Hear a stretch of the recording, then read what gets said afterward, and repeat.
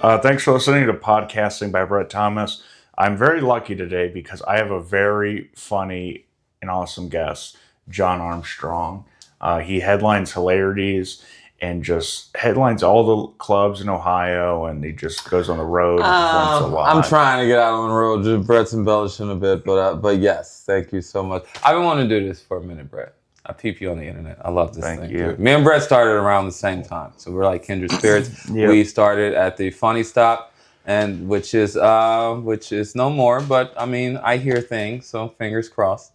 But yeah, so this has been a long time coming. This is two great comedy minds coming together Thank for you. this great podcast. Thanks. Two comedy minds. I didn't realize you had two brains. Hey man, two brains, one mic. It's funny. There's like a local improv group called Five Comics No Microphone. It is? Yeah. Really? Yeah, it's Cam and Stephanie, TJ and Dijon, and I forget the fifth. Holy shit. Is it Alex who moved away? No. They're a fun group though. I just did something with Imposters a couple weeks ago. Oh, really? What do you do? They had like a show, and then I finished it out with a 15-minute set. They had a few of us had comedy sets. Okay, like the big comedy night?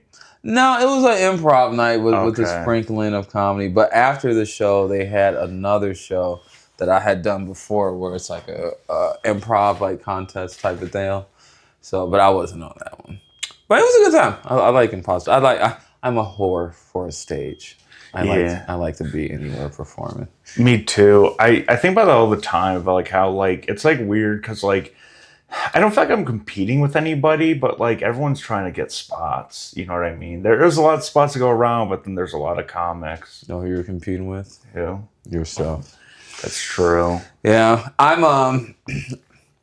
I definitely am in competition with myself. I try not to think about other people because I don't want my mind to get in that mindset of like, ooh, if I could one up this person. I mean, don't get me wrong, the ego is there, you know what I mean, in the back of your mind. But I try not to do that, and I truly am in competition with myself because I want to. Because so much of this, it's so much of this that's like you're a one-man band. It's like people see us on stage and doing stuff, but even just the setting up the camera, and I was just asking Brett, hey, how kind of camera is that and things like that, and the editing and all this other stuff. So the motivation that you have to do all of that is really that's when I'm putting in work. Nice. That's because it takes more motivation to do that, and my dopamine runneth over. It's not always there.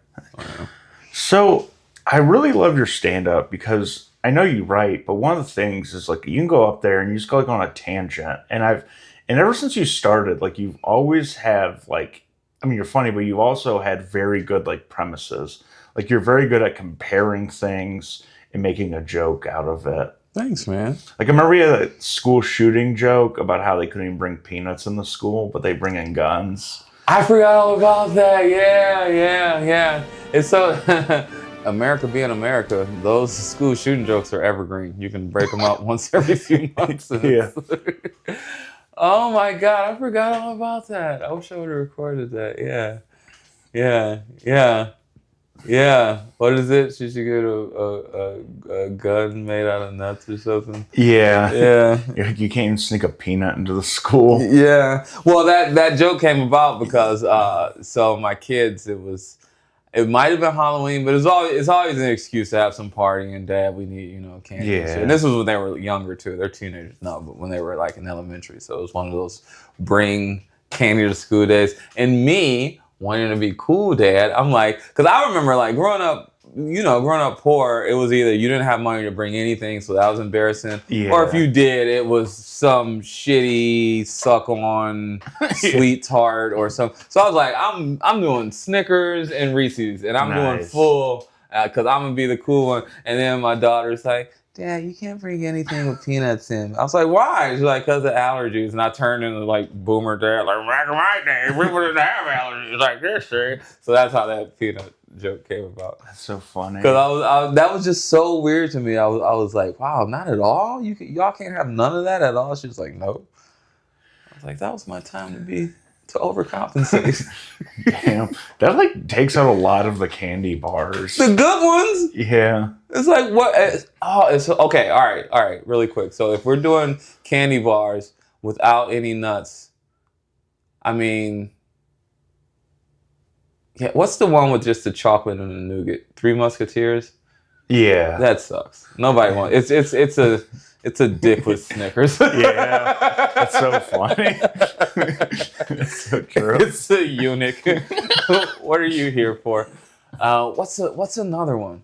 Put Kit something in Kat. the Kit Kat. Yes, I was just telling a person because they were talking about how much they love Dubai chocolate, and then we went to not Shake Shack because they had the Dubai chocolate like shakes. Oh, nice. And she got one, and I drank it, and I was like, "Ew, this tastes like Twix." She's like, "Yeah, I love it."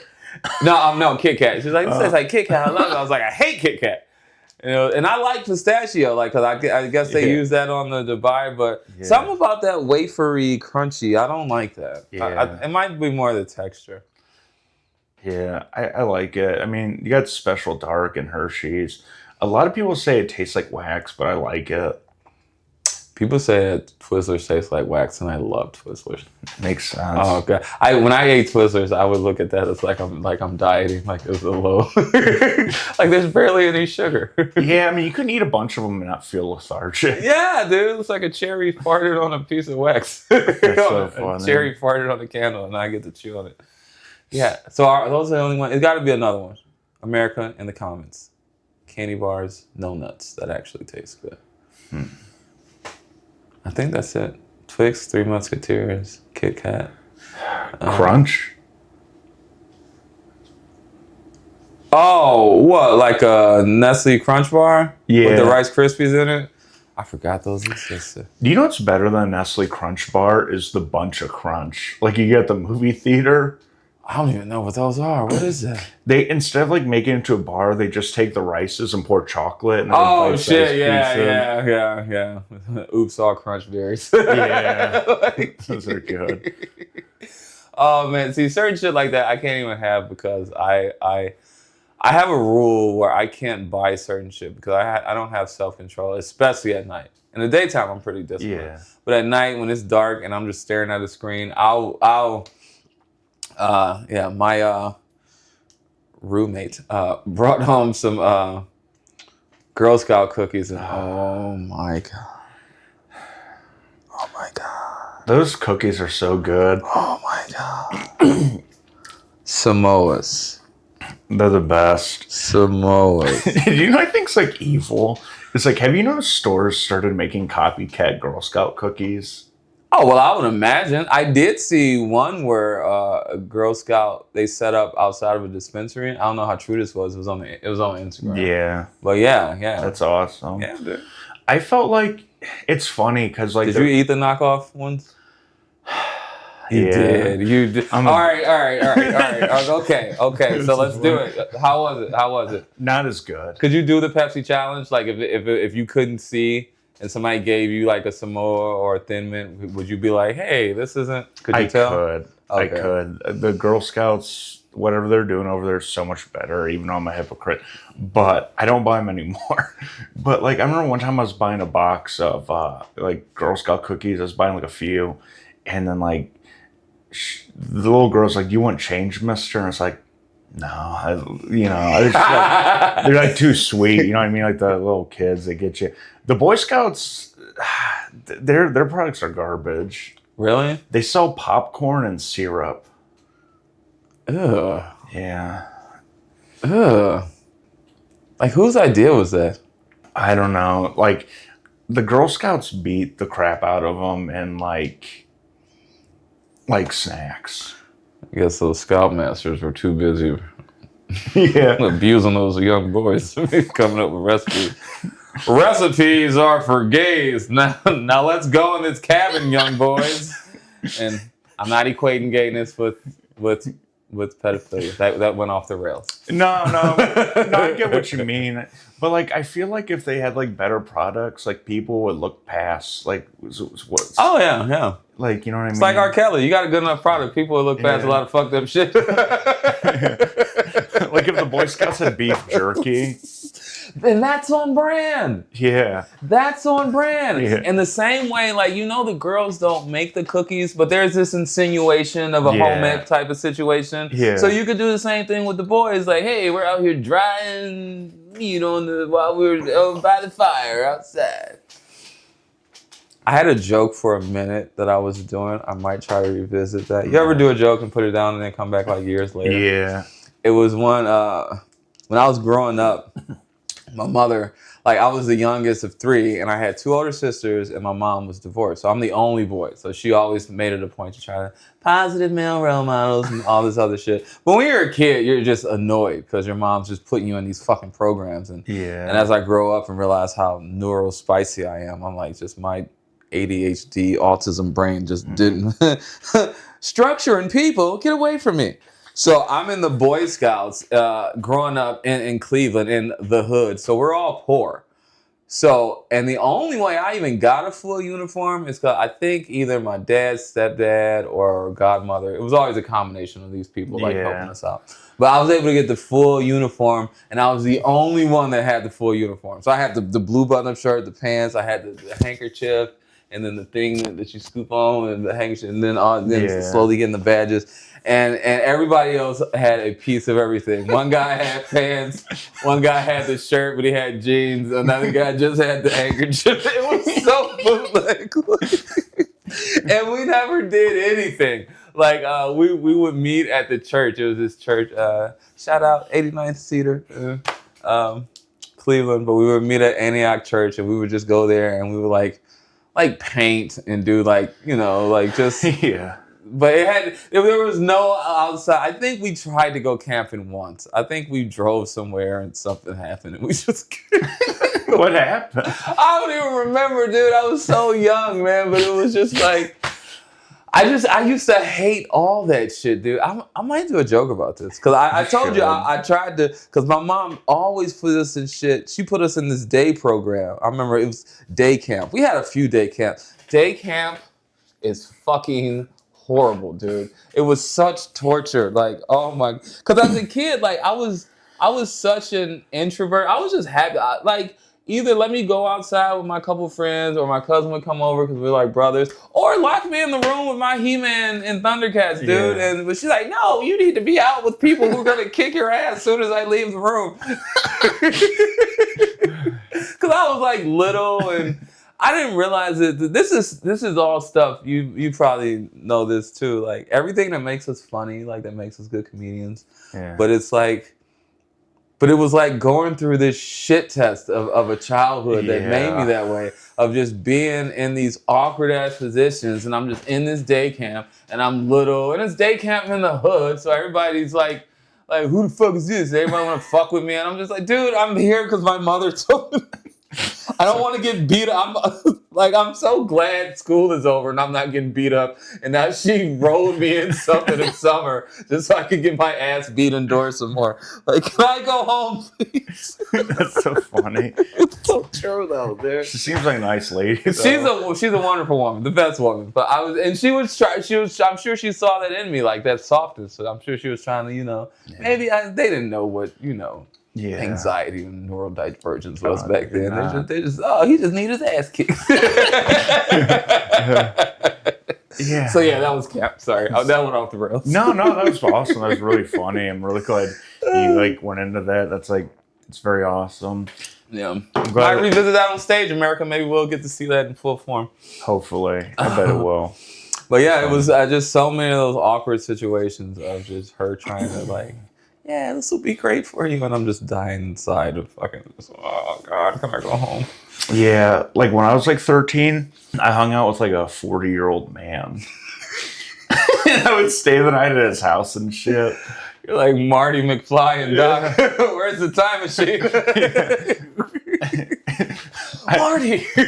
I always think it's funny because he stopped talking to me when I was 15. Oh, you aged out? Yeah. Get out of here! He was your Leonardo DiCaprio. Yeah. You hit 15. It's like, nope, we come to the end of the road there, Brett. Yeah. How'd you meet this dude? It was so weird. So my aunt took me to her friend's house, and it was a friend of a friend. And like I remember, I told him I was talking. I was like, "Yeah, I'd really like to get into riding bikes on the trails." And he was like, "Oh, I happen to be doing the same thing." And then I started hanging out with him, and he gave me a bike. God, dude, Brett. Yeah, That is the molest me 101 handbook. it was. He never did anything though.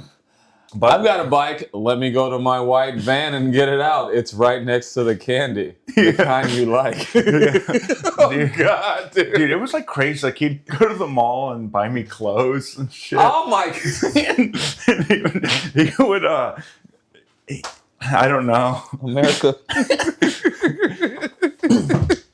He also told me that masturbation was practice for the big game.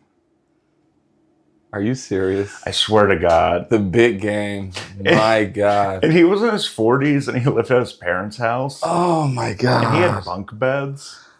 And I remember he told me a story. We haven't hit rock bottom yet, America. It's still going. What else, Brett? I told this at a show and I made half the audience leave. Oh, yeah, you're fucking triggering everybody's fucking sexual. And you're like, I didn't get molested, and the whole audience was like, well, we did, you fucking asshole.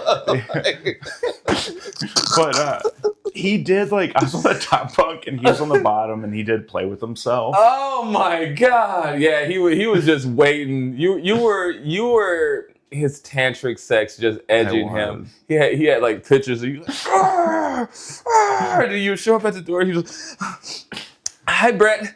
We're ready to go on the trail today." And he's like thinking this is gonna be the day you give it up, and you're just young and oblivious.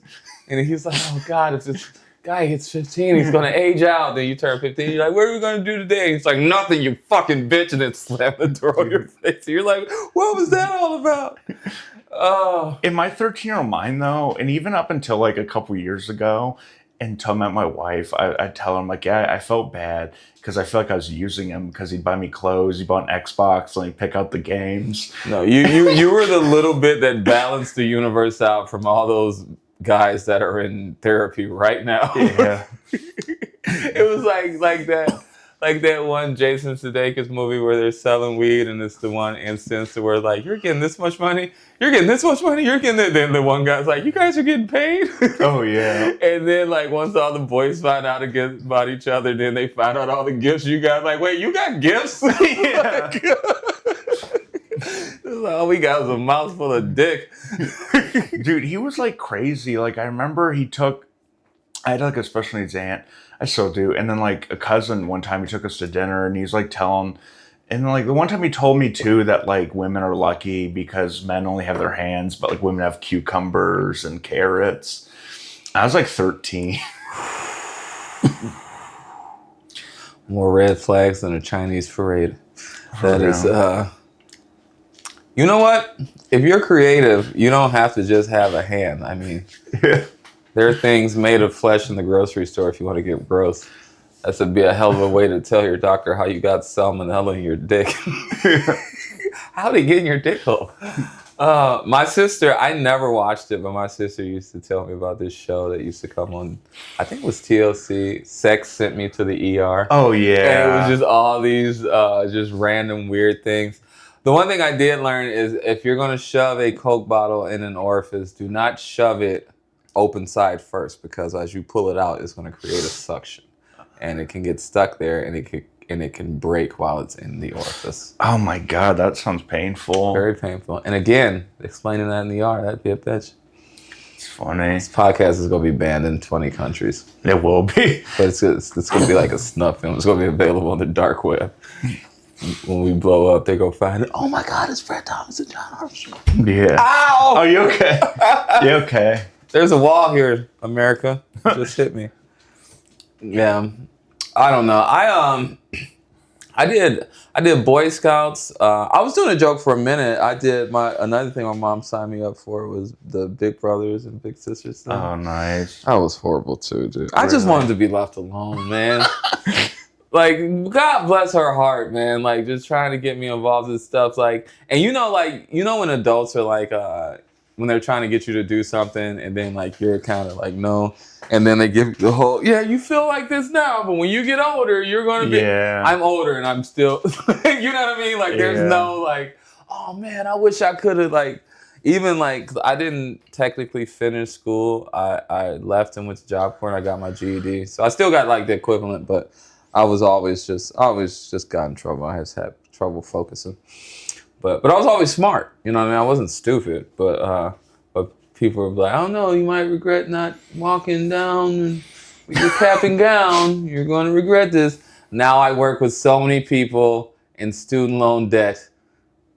We're just trying to crawl from under it, and me and my little shitty jobs make just as much, if not more, than them. So no, I don't regret anything. That's so funny, because like I remember my high school graduation. I was like, I drank a couple beers before. Really? Yeah.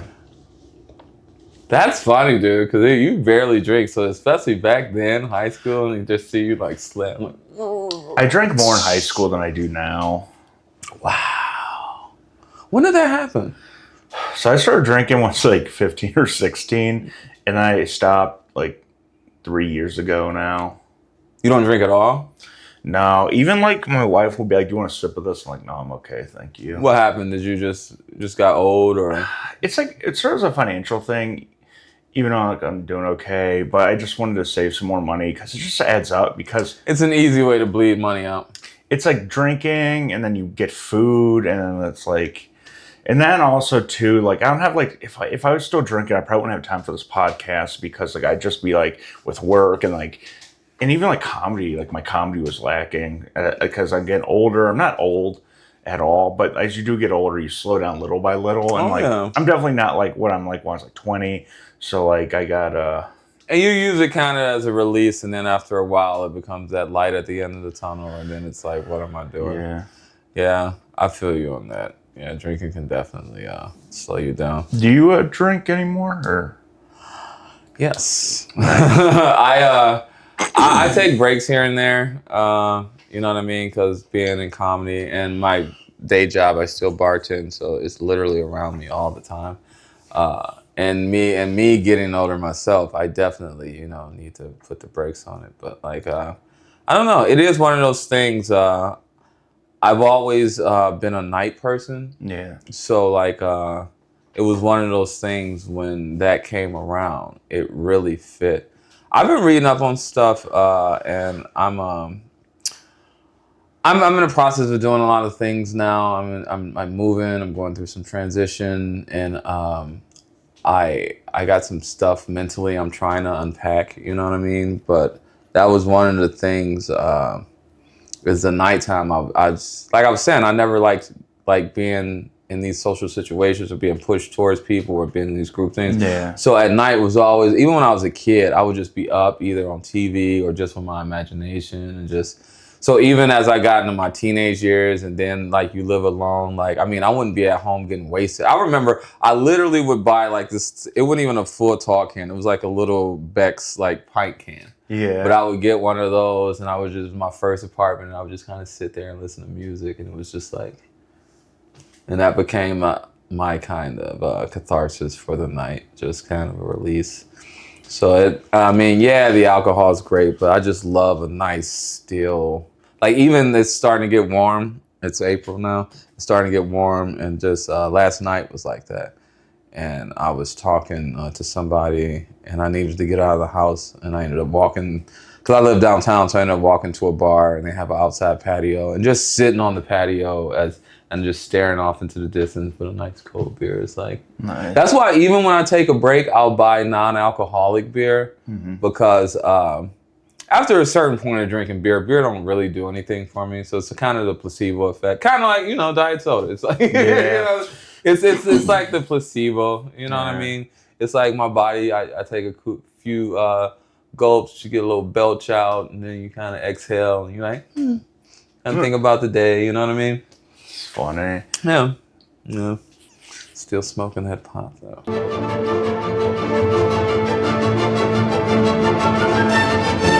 Sorry about that. Also, the producer slash director slash editor, my wife, made me change chairs so we look more uniform, and it's breaking. She made me pee behind the house too. She said Brett's penis is the only one that gets to see the inside of these walls. She's strict about podcast setup, but faithful. Where's your ring at? And get that black dick out of my house. So funny. These are all lies, people. Yeah. Where were we talking about? Where were we at? Did we get past Girl Scout cookies, Boy Scouts in the hood? Yeah. And then I think during the break of us waiting for the camera, we were just talking. We had a whole nother podcast. Yeah. Guys, and you guys missed. Yeah, we were talking crap about everyone we know. The scene. No, I'm just Do kidding. you get into the scene gossip, Brett? No, not really. I try not to, dude. But then I don't do it so much that when I hear it, I feel like the square kid that people don't do drugs around. I'm like, oh, I'm too nerdy. No one tells me anything. Yeah, I'm too late to the party with everything. Dude, same, man. But I have a thing. I don't know and I don't want to know. As long as it's not super Jason Voorhees is right behind you, then I don't need to know about the drama. It's too much. I'm not good with that. And plus, too, from a selfish standpoint, I've always had this thing where, that's why I don't like being around people who gossip, because in my mind, it's like, if you gossip, then when I leave the room, you're just gossiping about me. Yeah. You know what I mean? So I could never get into that. Yeah. It's not even from a moral standpoint. I'm just selfish. I mean, it makes sense, you know? Yeah, because it's like, if this is what you do, then I'm sure once I'm gone, it's like, oh, I'm glad that motherfucker's out of here. Yeah, I've had coworkers in the past to where they'll literally talk about every single person there, and I'm like, I know you're gonna. Yeah, it's like I just know, I've got hit with that. The funniest part with that is with racism. I've been the only black person at jobs, and it'll be all white people, and then they'll start talking about Jews or Mexicans, and I'm like, yeah, you hate Jews, but you love black people. It's been my experience that we're at the bottom of the racial hierarchy. So, don't try to get cool with me with your little racial jokes. It's as soon as I leave, I know the best jokes are coming. So it's I'm not going to co-sign on these shitty race jokes with you. Yeah. I'm not racist, but these Irish are a piece of shit, aren't they? Yeah. It's I'm not. No, fuck you. I can't even tell them apart. Oh, they're being racist about other white people too? Yeah, that's what I'm saying. It's they'll be yeah. compartmentalized and talking about you know what I mean? They're hitting everybody. Yeah. So I'm I hate these people, but I sure do love Kanye West. It's fuck you, dude. That example, I guess he's the biggest white supremacist of them all. It's kind of like that, it reminds me of that Get Out, where it's I would have voted for Obama for a third term. Yeah. It's something to be said about. It's kind of I've heard women talk about that, why they hate nice guys, that whole white knight thing. Yeah. It just comes across just inauthentic when people are just super trying to be on your side. It's from an ideal standpoint, from let's all get along part of the world, and from my politics, I really believe in all that. But when it's that forced, it just it's like your 40-year-old friend. What are you really doing here? Yeah. I feel an ulterior motive here. Yeah. See how I tied that into the callbacks. See how I did that? Yeah. You're good at callbacks. I was good at them, and then I got to this point where, again, I would riff and stuff like that. But when you're in that state, I'm not always going back. And I was talking to a comedian. We're just talking about funny comedian Anthony Mayo. Look him up. He's traveling all around, but he's really good at callbacks. And he was telling me that he was like, dude, you got to bring some of them back. He was like, because that completely tied my set together. And he was like, he's super confident, but he's got a tight set, he does at least 45. He just headlined Hilarities, but yeah, those callbacks, it's a nice bookend, and it just feels good, because that's the other thing that becomes the difference between just you being funny and you actually being a comedian. You know what I mean? Yeah. Like when you did just the little tricks, the little idiosyncrasies and things that you throw in to just, that's what I want to do more, because I got to the point where I was just riffing so much. It would feel good to be in a flow state, but I do always I wanted to have an arc. Yeah. I wanted to have a beginning, middle, and an end. I wanted to make sense. I don't want it to just be me just up there like reading the riot act like another thing. I Makes think sense. this is my position. I don't know. I've always been bad at callbacks. I'll try them. I don't know what the disconnect is for me, but I say it, and I'll be doing good, and then it'll just be like dead air. Yeah, We liked it, but we didn't want to see it again. yeah.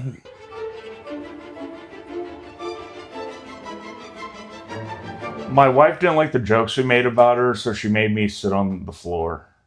I had to fight for this chair, America.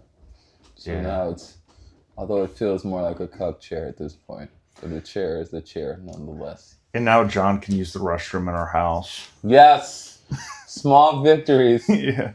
I'm the Rosa Parks of Westlake, Ohio. That's so funny. Oh, dude, aren't those fucking asshole brothers from here? The Pauls? Yeah. Yeah, the Westlake. Yeah. They do suck, but Logan Paul is good at WWE, to be honest. Nice. But do we have? Is it a wrestling thing coming up this Saturday? Somebody told me it's a full weekend. Oh, WrestleMania. Yeah, WrestleMania, dude. We got Cavs' first playoff game Saturday afternoon. The Guardians are home. Nice. I was just telling a friend of mine, he still calls them the Indians and he has the Indian shirt. I was like, that's your Confederate flag, right? Let it go.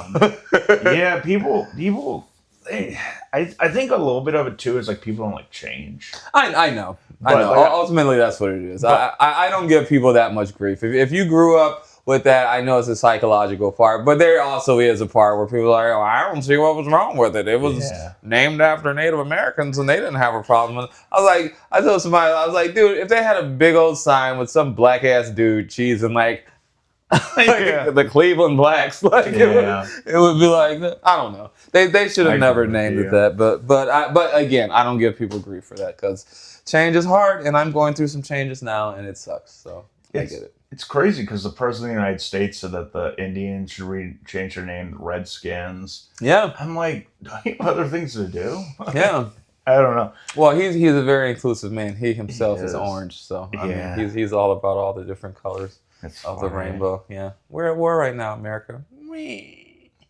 There's so much fear mongering though, because like I see all this stuff on the news. It's like any male ages 18 to 25 is going to automatically get drafted for war. I'm like, that's something you already have to do. Yeah, or not get drafted for war, get put into the draft. Yeah. That and like, I don't know. I mean,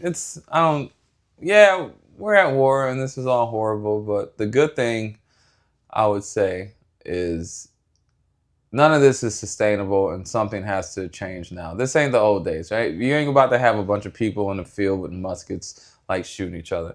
Iran is literally beating us just through Lego AI videos at this point. So it's like you said, it's a war of propaganda, and they know they're playing a war of attrition. This ain't the old days. So, kids, we're not going down this road. We just want to say, we're all not going to see eye to eye on everything, but we all got to live on the same earth. So figure it out. That's why we do comedy. I like that. Yeah, dude. We've had a bunch of technical difficulties today. I'm glad John came. Dude, I was glad to do this. Like, honestly, all the shit I was talking in the beginning, like, me and Brett started very similar time, same place, a lot of the same sensibilities, a lot of the same just hopes and dreams for comedy.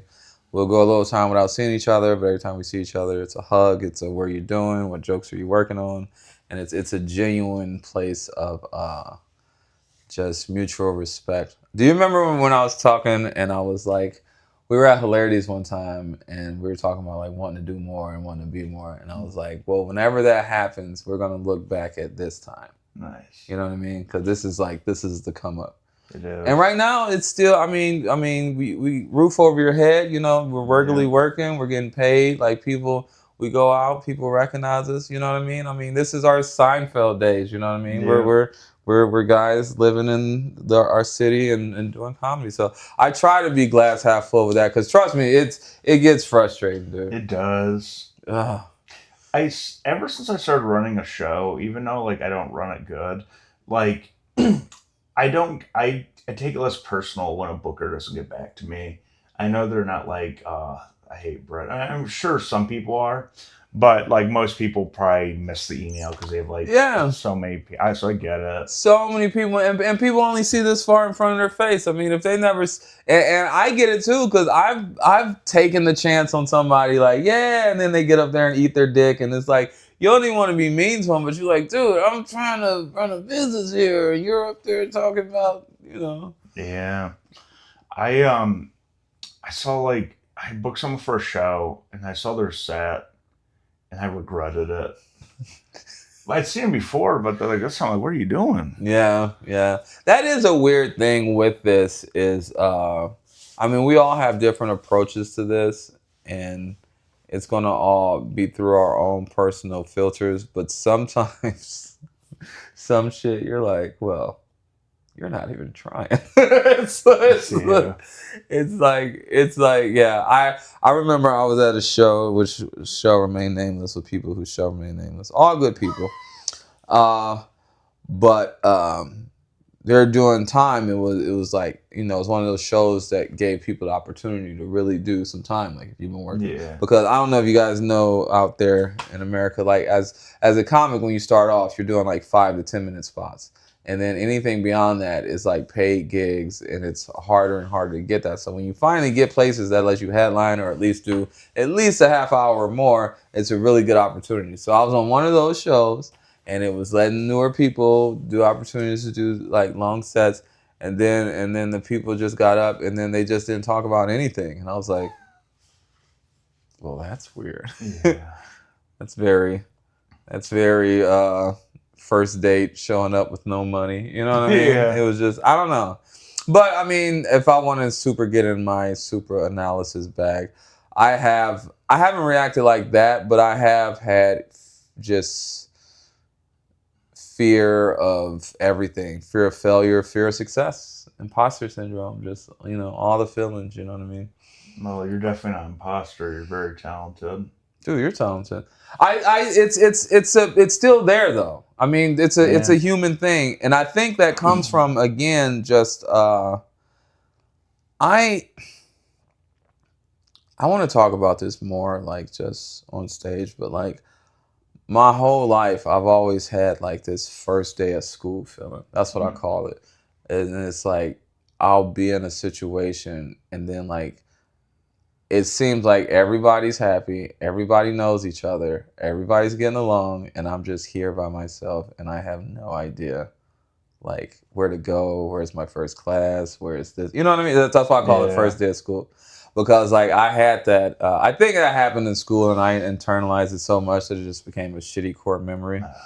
But I get that in a lot of these situations to where just because in comedy you'll go places, you'll go to a different city and you'll see people that you've seen on social media, and you finally get to meet them, and everybody's just commiserating, doing all this camaraderie, and then I'm just like sitting in the corner like, am I supposed to be here? Like, how's the show gonna go? And yeah. So it's I don't know. The good thing about it that I love about this though is once you're up there, it's just on and it's yeah, just you.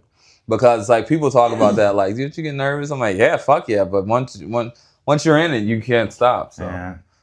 That's why I respect like comics that are physically handicapped because they can't run away.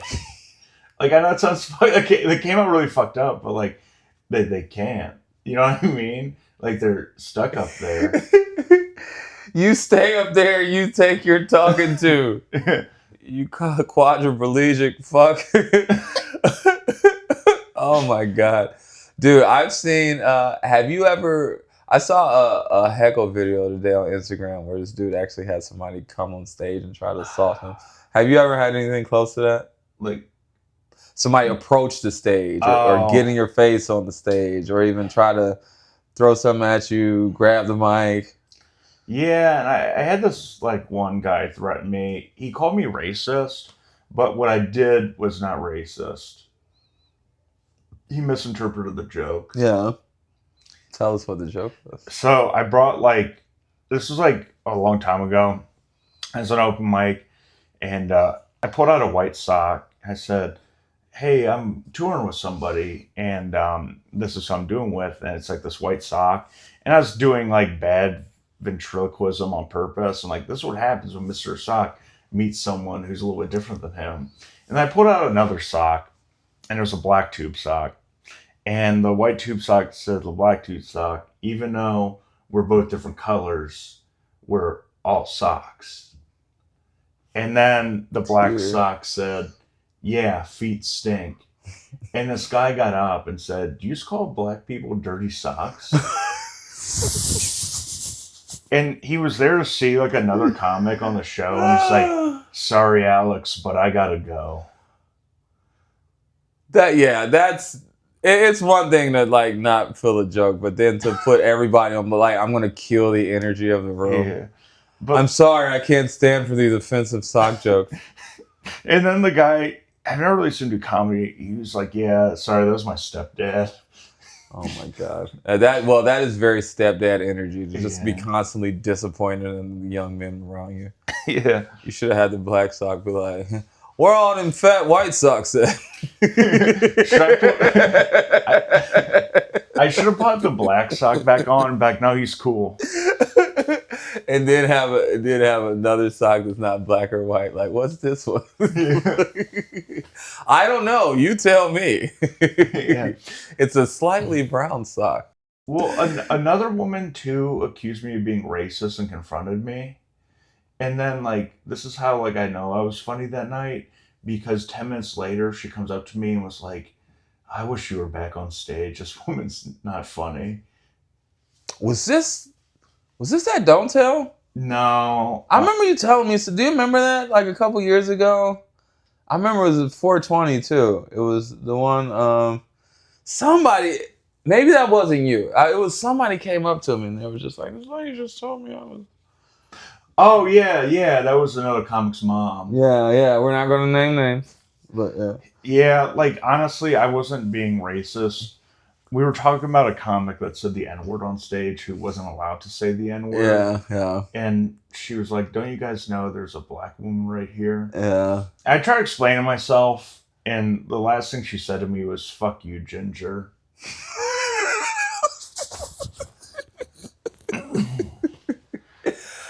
If I ever see her again, I'm just gonna apologize just because I'm like, "Hey, sorry." Even though I don't think I was in the wrong, but it hurt her feelings. I was like, "Hey, I'm Well, sorry." I've been like that too. I have offensive jokes, but I've also had jokes that I wouldn't even label as offensive, but people got offended by. So in one breath, I was like, okay, I can see if somebody get offended by this because I know I'm going out on a limb here. But then there's other ones where it just get lost in translation, where you do kind of apologize, like, look, that wasn't my intention. I wasn't trying to, you know what I mean? This is how shitty people are. There's people in that conversation trying to distance themselves. They're like, "Yeah, Brett, I wasn't even a part of that conversation. I was just walking up." I'm like, "Okay."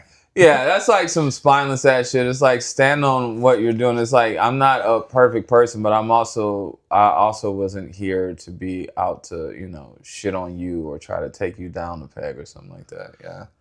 It's fucked up like that though. One of the things I hate about situations like that though, because I've been in that too, and it was with a woman. And it was like you have people like women or like black people, different marginalized groups who deal with shit all the time. So you're hyper sensitive to it because you just get sick of it. You know what I mean? And I had a time where I said something where I was being sexual on stage, and then I've heard that a woman heard some of the stuff and they took offense to it, and the person was like, "Maybe you should apologize." And I didn't feel it was wrong, but I still apologized to the person because I didn't want that to be the whatever. And I think it was one of those things to where just two things happening at the same time. You got a comedian who's trying to be, just experimental with a new joke, and then there's a woman who's just heard way too many, you know what I mean? Now, incidentally, this woman also happened to be a comic who was talking pussy jokes the whole time, but that is neither here nor there. That still doesn't give me the right to, Yeah. go up there and be, whatever. That's one of the things that will make you better in this business. And it's not even trying to placate people or pander. It's just being really good with your words. Yeah. One of the things I found that I always say, I was saying this to another local comedian, Ramon Rivas, who travels all over. It's been on Comedy Central. But one of the tricks that I use when I'm doing jokes, when it's getting super like racial, sexual, political, even if what I'm saying is true and I'm trying to prove a point, but I'm still doing it in joke form. So ultimately, it's a joke. I'll either Trojan horse it, so I'll kind of hide it, put the medicine and some sugar, and so by the time it gets in there, you know what I mean, it's too late, and then the joke is there, and then you get more of the context. I'll either do that, or I'll press the gas really hard and I'll make it super ridiculous. I've noticed that you can give away with something if it's ridiculous. Yeah. You know what I mean? But if it's couched back too far back here, then it seems like an idea or a suggestion. Or, you know what I mean? Yeah. It seems like just something you've been kind of wanting to say. But if you do it and you have a good joke premise in it, and another trick is you have to be vulnerable, not necessarily in that joke, but you have to have been vulnerable or ready to be vulnerable in that set, so it doesn't come across as you're just a person pointing your fingers at people. That makes sense. Yeah, because it just makes it more palatable for people. And you're not always in the wrong. And again, I'm not in the pandering, but there's a whole bunch of shit that people don't see that comes into executing this. Because again, I mean, ultimately we want to be successful at this, and most people can play video games, but there's that occasional asshole who plays Call of Duty and then shoots up at school. Yeah. I don't want to have the shitty joke that makes somebody go home and do whatever. Yeah. You know what I mean? I did like a show one time, and the headliner talked about how he did a couple of suicide attempts, and the first person that came up to him after the show was like a woman crying, just saying that she attempted suicide. I would have looked at her like, "You're killing me right now." Like, let me push you down the stairs. Oh, that was more like a hit on. Oh, there's more of hitting on her. What, you're asking me? Yeah. No, I just would have just been saying it just to be an asshole. Oh, because it's like push her down the stairs. I thought we were going in two different directions. Sorry. No. I mean, maybe if we're falling. No, as you fall in slow motion right before you break your neck. It was just a joke. Yeah, dude. Yeah, the infamous confrontation after a show that those never go well. Sometimes I look back on this and like I feel like I have integrity because I did the show at the cigar lounge and the owner got so drunk and he's kind of being like an asshole during my set and stuff, but that's fine. But he was just drunk. But he gave me $50, and then after the show, he was so drunk that he was like, he asked me 3 times, like, did I pay you yet? And I was like, yeah. And then at one point, he was literally pulling money out of his pockets and throwing it on the pool table. I should have just took it, but I was like, I got integrity. As a bartender, I can't tell you about the amount of times that I have people are drunk. Did I pay you? That happened last night when I was at work. Did I pay you? Did I pay you? Or then you give somebody their check, and this lady, she was really drunk, and she's looking at her check. She's like, "You didn't give me a pen." I was like, "Well, that's because you didn't give me a credit card yet." That's awesome. And everybody who was around her was like, "Hey," and she's like, "Oh, I'm sorry." I was like, "I'm just playing." But yeah, you kind of gotta pay me. So yeah, that's funny. But yeah, that's kind of the time. It's time that's your last drink of the night. You don't even know if you paid me yet. Yeah. She was just hanging out. She's like, "You didn't even give me a pen." I'm like, "You didn't pay me, honey." Yeah. Drunk people can be either the funniest people or like the most annoying people you've ever met. Oh my God. Sober in a room full of drunk people. Oh my God. Sober in a room full of drunk people, and then honorable mention in a room full of coked out people. Oh Lord. They're both people who cannot stop talking, and they have no concept of time. So if you are on normal sober people time and they think that they're having a normal exchange with you, it's literally like 30 minutes later and you know about their life and their business plan and all that. And you're like, dude, I just want to go pee and just go, And they're like, no, just one more thing. And by the way, how's your mom doing? Yeah. Yeah. I can't do different wavelengths. And again, I'm in the corner guy. I'll get my earphones and go sit in the corner. Yeah. If you see me out in Cleveland, I always got those earphones on. Hell yeah. It's a good distraction. Dude, I was at a party with my wife and I didn't know anyone there, but she knew some of the people there. Oh fuck my glass. But what happened was I remember I told her, like, I wasn't being pouty. I was like, hey, you mind if I just sit like alone or just sit down and wait? And she's like, yeah, sure. And I remember I just kept eating the food that they had.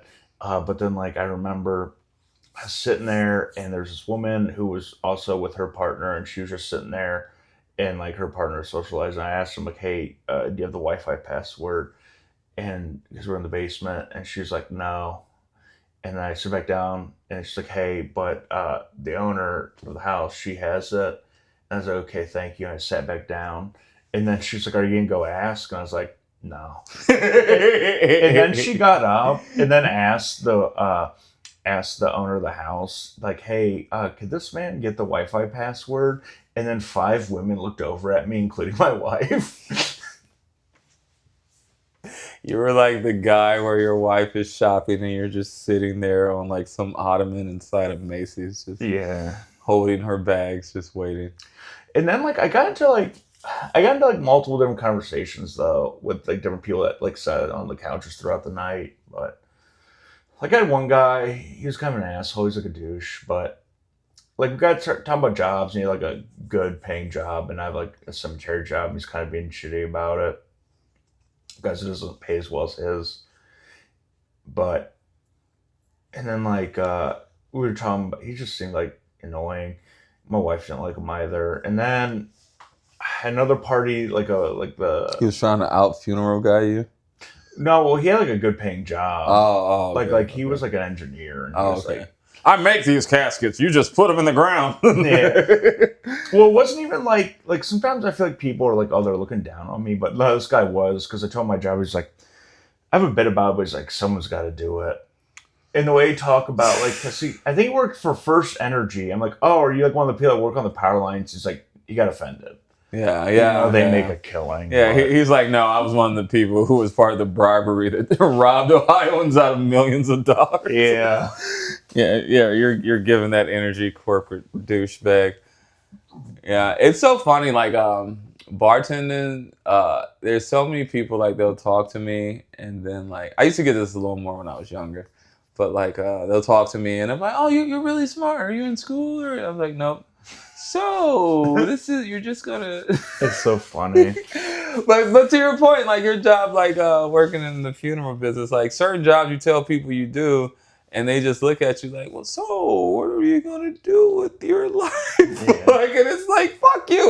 I'm paying bills. I'm a vital part of society, and a lot of them don't know we're comics and we have awesome fucking jobs anyway. Oh yeah. You know what I mean?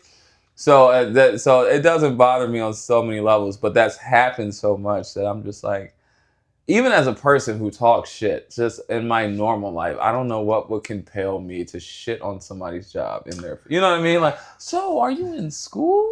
Or Yeah. did you get hurt? Or like they're like, why are you doing this?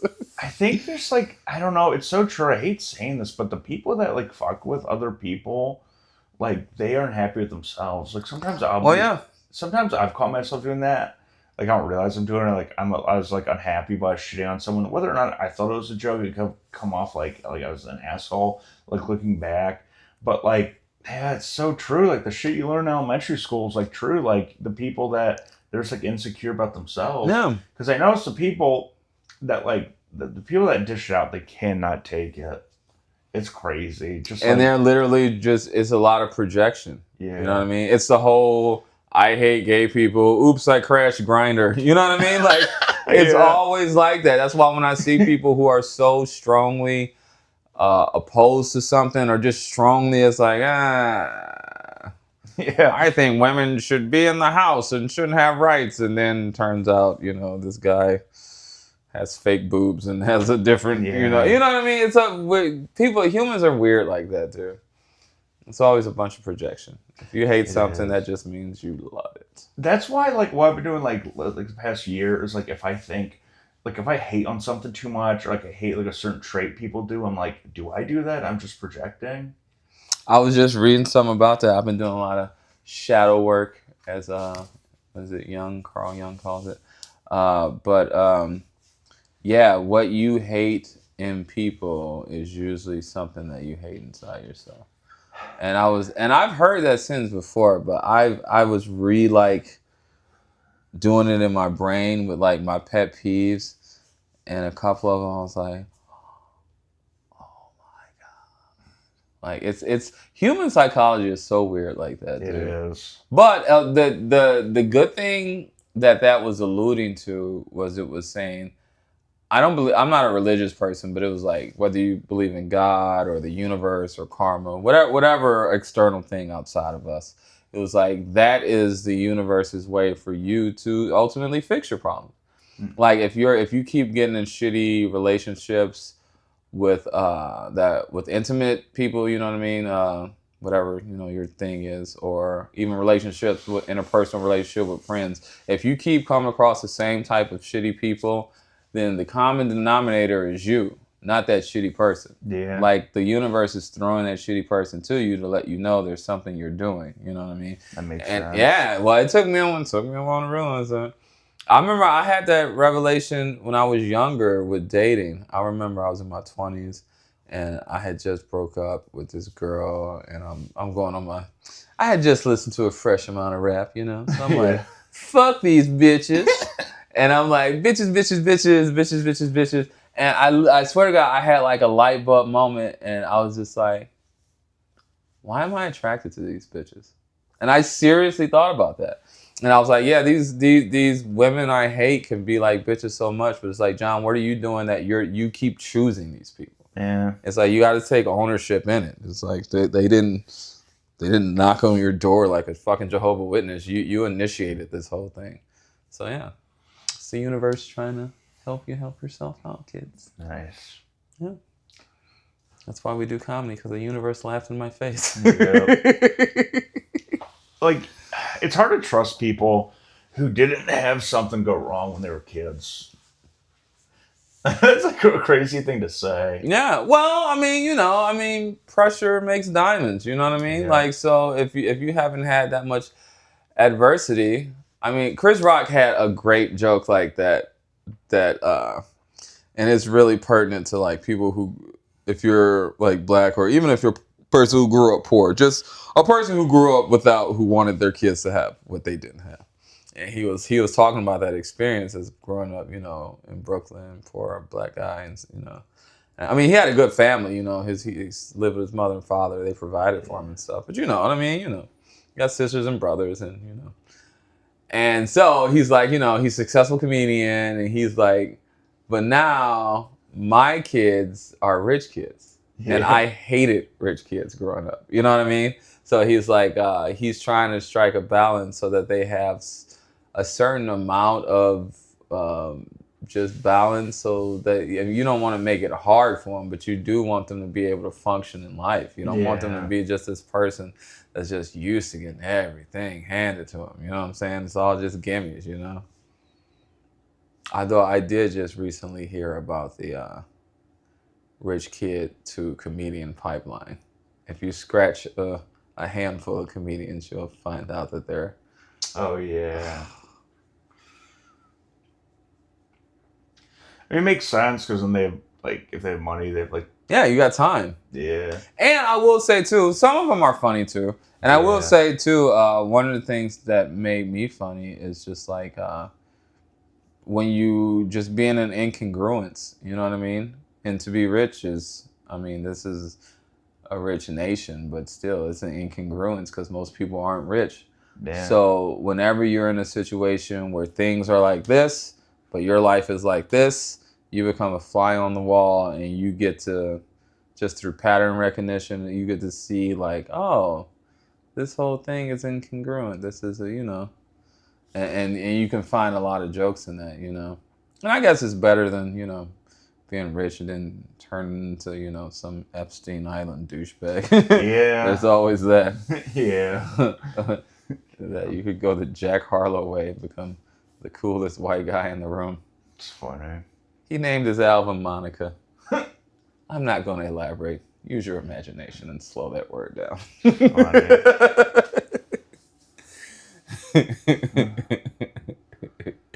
I'm going to name my album Country. Oh, I just got that. George Carlin, one of my favorite comics of all times. He used to talk about loving language and just being able to manipulate words. Me being a big rap fan, I'm always even if I don't like it, if you're a wordsmith, I'm like, I see what you did there. Nice. Takes a certain amount of talent to do that. Do you remember the hack joke like from 20 years ago where it's like, it's not fair because rappers get to make up their own words? No. That was like a big hacky joke I'd see on TV or people would say. Rappers get to make their own words? I haven't heard that one. Yeah. It doesn't make sense. Well, speaking of George Carlin, he had one like that, and it was the opposite because he was like, people would be like, describe to us in your own words. He was like, what do you mean in your own words? Aren't we all using the same words? That's so funny. And then he starts like speaking in some alien language. He was like, those are your own words. Yeah. He's like, those are your own words. This is yeah. We're all using the same collection of words. Nice. Well, America, I guess I should plug some stuff. I got my third Thursday show at Crowbar. It's an old Croatian tavern right on St. Clair, right in Cleveland, just east of downtown. And it's just in the name. It's the third Thursday of every month. We're actually doing one today, the day that we're recording, but this will be coming out later. Nice. But check that out for the next month in May. That'll be different date, but of course, just look for the third Thursdays. Count 3 Thursdays down, and that'll be the next one. And then I'm starting one at Tremont Cigar Lounge. We got one this month. I don't know if it'll keep going, but check me out. We're gonna try to keep this comedy thing rolling.